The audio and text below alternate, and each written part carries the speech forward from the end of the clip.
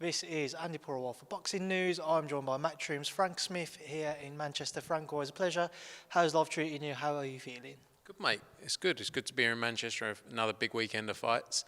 Looking forward to it. Good to have you here. You know, since your escapade off to Vegas, you look like you enjoyed yourself. I saw you out partying every night. No interviews, but no, good to have you here, mate. I don't know what spies you had on me, Frank, because there was none of that going on. But here we are, Manchester, the return of Mauricio Lara and Leigh Wood, the rematch. Everybody's spoken about what they expect. A lot of people think we'll see a shorter fight, a bit more of a firefight. What do you think we see on Saturday night?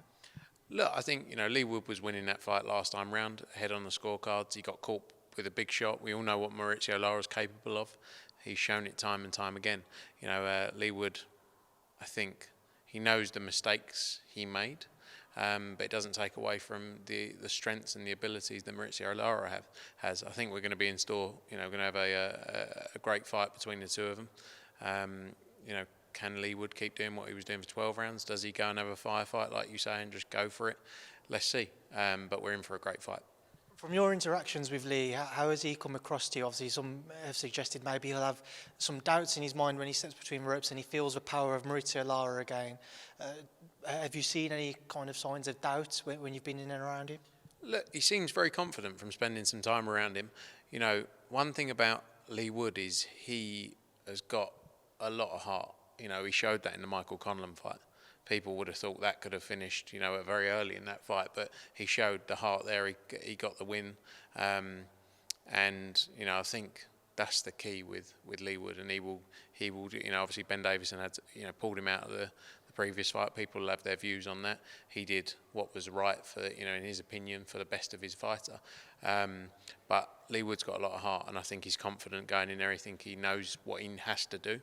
Doesn't mean it's a foregone conclusion, doesn't mean he can do it, but he knows what he needs to improve, and I think that's what makes this fight interesting, especially the way it was stopped in the last one with Ben Davison pulling him out. It leaves that piece in your mind of, could he have carried on, could he have done what he did against Michael Conlan, for example, so it's going to be exciting. Where does the winner go? Obviously, there's all that talk about the Josh Warrington fight. You've got another another world title fight over in Ireland this weekend in Michael Conlan and Luis Alberto Lopez. Where does the winner go? Look, it's interesting. Obviously the WBA possibly got a mandatory as well with Komatov. I think the Warrington fight's very interesting for both of them. An all-British fight between Leigh Wood and Warrington would be great. The spite between Mauricio Lara and Josh Warrington would be great. I even think winners, losers, whatever it is, Michael Conlan, Leigh Wood again, whatever happens in all these fights, there's so many entertaining fights to be made. So I think there's a lot to look forward to on that front. But I think Warrington, very possible for the winner of this fight. I went and saw Josh, it was probably a few weeks ago now, and there was certainly a sense of frustration about him, not something which I've been used to seeing when I've been in and around him. He said to me that he was promised and guaranteed the winner of the first fight that we will see on Saturday. Was that the case? Was he promised the winner of it and it's just not ended up working out like that in the end? Yeah, look, Leigh Wood had a rematch clause in his contract. There was always the intent that, or there was always the potential of Leigh Wood stepping aside. When it came down to it, once the WBA ordered the mandatory with Komatov, they said they'd allow one more defence. It kind of scuppered any discussions of the Warrington piece, which made it a lot more difficult. I'll be honest with you, there were discussions I'd had were for Warrington to fight the winner of that fight. So I can understand his frustration. I'm not but it's one of those things in boxing. Especially with the mandatory challenges, the governing body stepping in, it's one of those things. So I can understand his frustration, but the aim is to get him moving. We wanted him to fight June 10th originally on the card that Sonny Edwards is headlining. We wanted Josh to headline that show. We offered him a couple of different options. But look, he wants the big fights. At the stage of his career he's in now, he just wants to go into the big fights. So I can understand from Josh's perspective. I can see the frustration. We want to get him out, and we'll work to do that as soon as possible. And like I say, hopefully against the winner of this fight. Terry Harper, a bit unfortunate, very unfortunate with the circumstances last week with Cecilia Brackhouse falling ill on fight, not a fight day rather. And here we are, she gets a standing replacement opponent a week after. Just walk me through this roller coaster of a week or so for her, and how happy you are to be able to still get her out so soon to an original fight day. Yeah, look, been a nightmare. You know, originally as well, that fight was supposed to take place in April on the Dalton Smith-Sam Maxwell undercard. That got delayed because of the cut Dalton Smith suffered, so then it was on May 20th. Then I got a phone call at 9 a.m. or something last Saturday, Tom Loeffler saying Cecilia's out. Obviously woke up unwell. You know, feel sorry for Cecilia as well, because she's worked for 12, 14 weeks as well for that fight. But Terry Harper, you know, dealt with it like a real professional. She always does. You know, I think Eddie actually saw her, they were at the 5K run. She went, I'm supposed to be going away next week. And he was like, well, you might have to delay that. But fair play and respect to her, because she's taken a real test as well in Habazin. You know, she was training obviously for the McCaskill fight at 147. She stepped in, like I say, she's been in training for a long time for that fight. She stepped in now, and it's a real test. It's not a walk in the park fight, and you could have forgiven Terry for taking an easier fight at this point, but you know, she wants challenges and she wants to step on from here. So you know, respect to her for the way she's dealt with it, because she's taken it like a real professional. Jack Catterall and Lara-Foley. Foley's certainly been quite vocal throughout the week. He's had a few people talking. We know what he produced against Robbie Davies Jr. With that in mind, Jack Catterall's debut for Matchroom, what are you hoping to see from him? What do you want him to do to really reintroduce himself to that super lightweight division? Yeah, look, you know, Jack Catterall should have been undisputed champion of the world. I don't think anyone can really argue that, apart from the judges who scored it the other way. I think it's a real shame with Jack Catterall that he hasn't had the momentum. You know, he hasn't boxed. I think he's boxed 3 times in 3 years or something like that, roughly. He's a very talented fighter. You know, Lara-Foley's an entertaining guy and will come for a fight. And you know, Jack could have as well sort of come back in an easier fight. He's been out the ring for 450 days or something like that. But he knows the level he's at, and he wants to, you know, he wants to move very quickly. I think the key is for Jack now is we keep momentum going. You know, get him out on Saturday night and then get him out again in September. That's the focus for us, and he needs that at his stage of his career. But he's ready to move on very quickly. It's an interesting time in the 140 division. You know, obviously we signed Regis Prograis, who fights in 3 weeks' time in New Orleans. You know, there's discussion probably around Matias. He may go another route. There's Haney possibly moving up to 140. You know, there's lots of exciting things. You know, you've got Teofimo Lopez against Josh Taylor fight as well. So there's a lot of exciting fights out there to be made. You know, I do feel sorry for Jack though, because he had a nightmare with the decision. Then he got messed around with the Taylor fight, and it all completely out of his control. And he really deserved better. So I'm glad we've got him now, and we can. You know, I'm looking forward to delivering for him, because he deserves it. Regis Prograis fight is an interesting one, because obviously he was in talks to fight Jack earlier this year, fell through for whatever reason. Was there any temptation to pull this fight and to make Jack and Regis for the New Orleans date? I mean, it would have been not really. You know, there's been so much work gone into it, and we didn't really want to delay anything any further as well with Jack. He's had so long out of the ring that, you know, he was fully focused, his training regime, and you really want him to be completely set and ready to go for that date, not sort of rushed in at last minute. But yeah, the focus was always for us to get a new opponent for Regis and get Jack that fight back, because like I say, he's been out the ring a long time, so it's good to get him up and running. How come Arnold Barboza didn't take the fight? I think money, I guess, and wasn't ready. You know, look, in reality, it's a very short turnaround. You know, I've seen some things about the Prograis opponent. The reality is it's 3 weeks away, you know, 4 weeks, 3.5 weeks out, and we had to find a replacement opponent. You know, the key always for us is to keep the shows up and running. And I actually think, you know, Zarilla's going to be a good test. I think it was a close fight he had against Barboza in his only loss, and I think it's a decent replacement at such short notice. Just moving away from the super lightweight division for now, and get your thoughts on a few other topics. Obviously last week was not there myself in Dublin, but we saw Chantel Cameron retain her undisputed crown against Katie Taylor. What's the situation with the rematch clause? Does it have to take place at 140? Is there wiggle room to do it at 135? Is it stipulated that it has to be a certain weight category? Look, firstly, unbelievable event in Dublin last weekend. You know, and it shows why it's so special to go back there and how many great fights we can take there over the next few years. You know, it's a shame a few of the decisions with like Gary Cully didn't go the way we expected, but that's boxing. you know, in terms of the main event itself, tremendous performance from Chantel Cameron, you know, and respect to Katie Taylor as well. Both gave it their all, you know, the best fight and the best, something we don't see enough in this sport. I think when it comes to the rematch, you know, the terms are very much on the same terms as before. But it's early days as well. Let's see what Katie Taylor decides to do. You know, she's got the option to take a rematch. Let's see what she decides to do, and then we go from there. I can understand from Chantel's perspective when she says she'd like to do it at 135. You know, but we have to see how things play out over the next few days. Very early days, though. Chantel did say she wants more terms on her behalf to benefit her. Again, is everything kind of stipulated within the contracts, i.e. it's got to take place in this location, it has to be, I know we've just spoke about the Whyte, but that being another example, who's going to walk second, small things like that, changing rooms, what have you, are all of those things set in stone, or?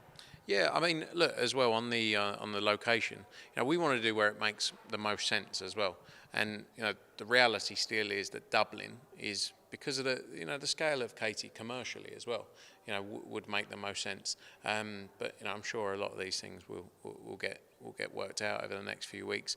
And like I say, we're driven by what Katie Taylor decides to do. You know, there's other opportunities for both of those girls as well if that fight doesn't happen. You know, whether it was the Taylor-Serrano fight as well, maybe. Whether it was Chantel against Baumgartner's another fight that's been spoken about.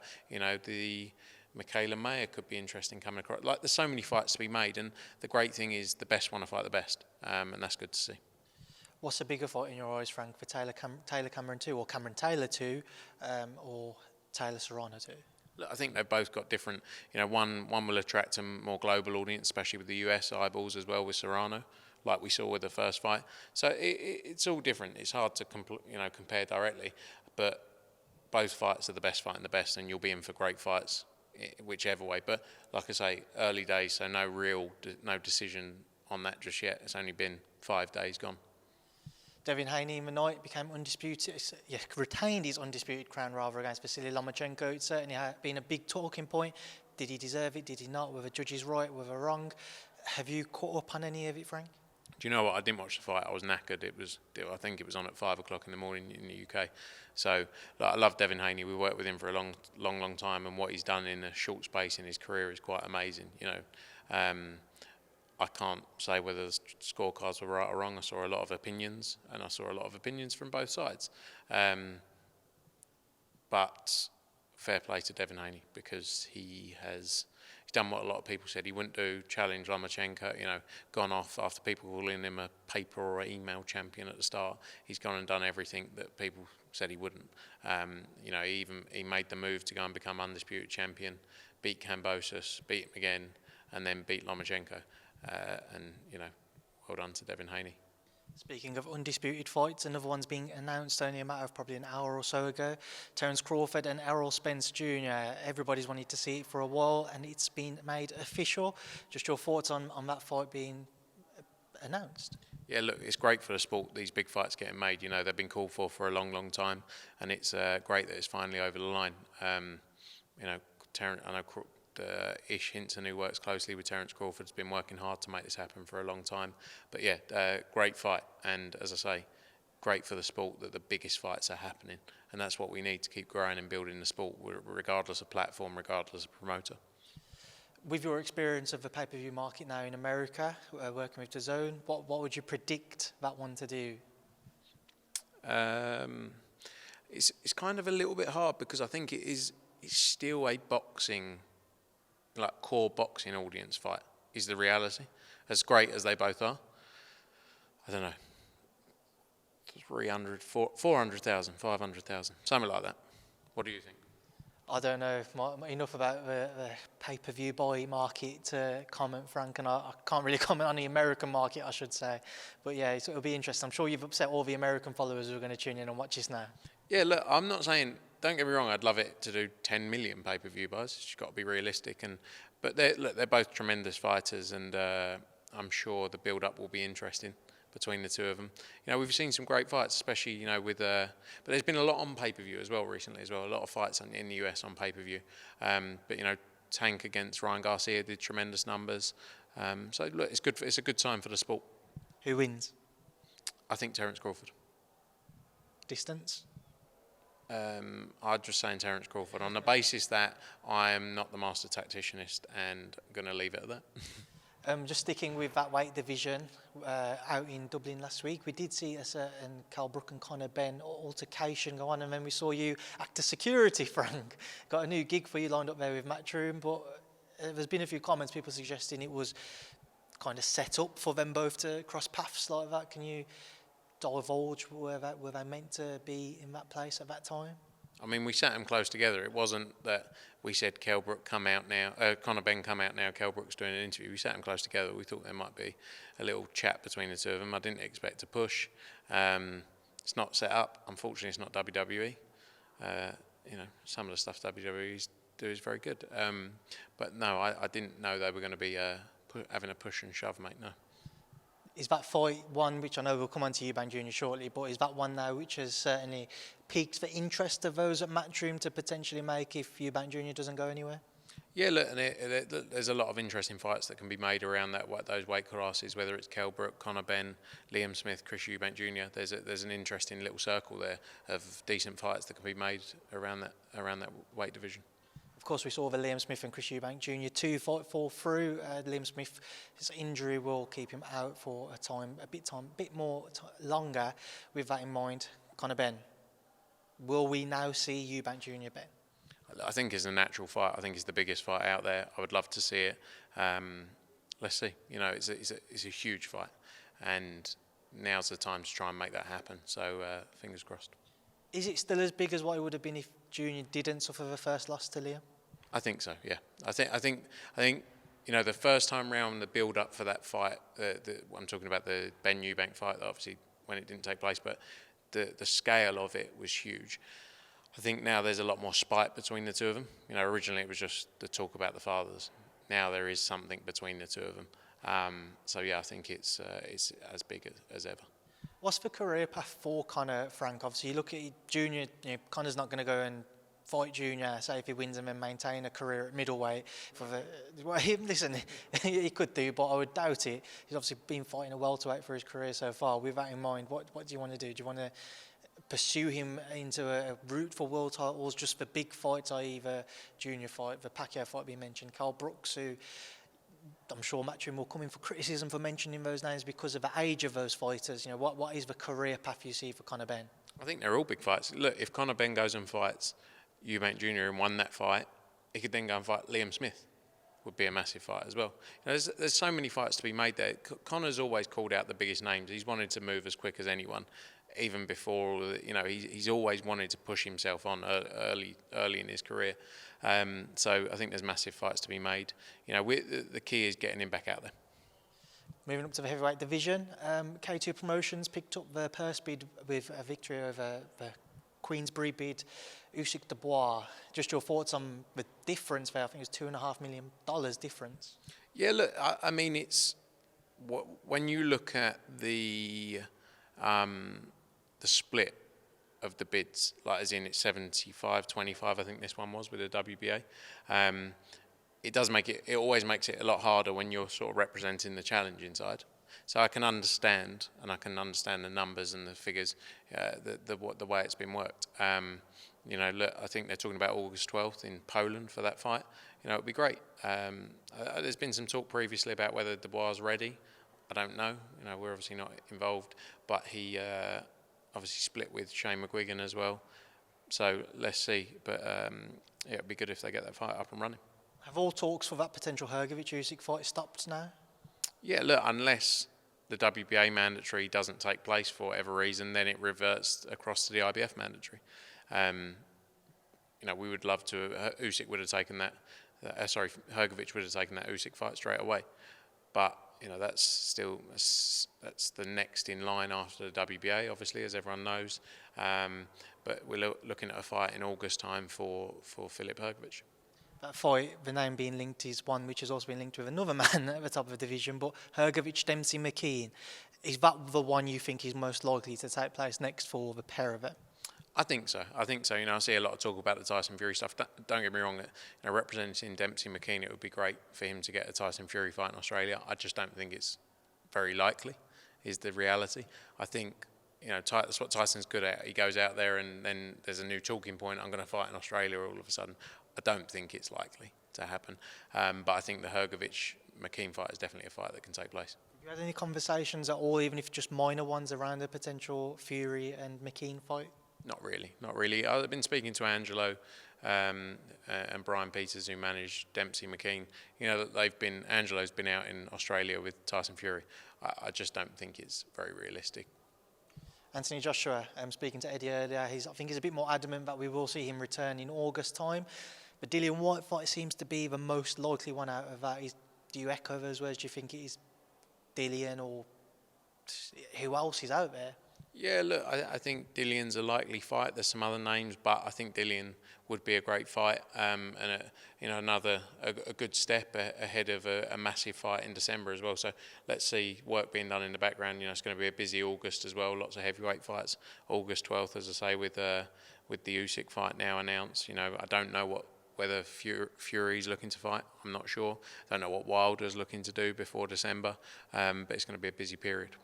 He seems to be that anybody who does want to be active are in a bit of a sticky situation, because you've also got that much talked about Saudi Arabia bonanza at the end of the year. Is it difficult at the minute to find the right opponents for those leading heavyweights? I think, yeah, just generally it's difficult to find the right opponents for heavyweights anyway.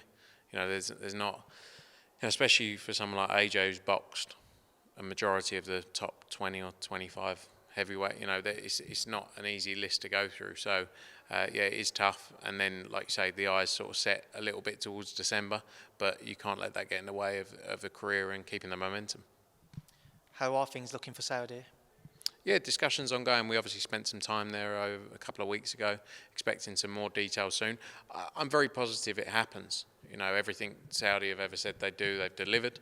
So I think it will happen. It just takes time. You know, something of this magnitude to deliver. Are you positive a double header happens, or are you positive that just Wilder Joshua happens?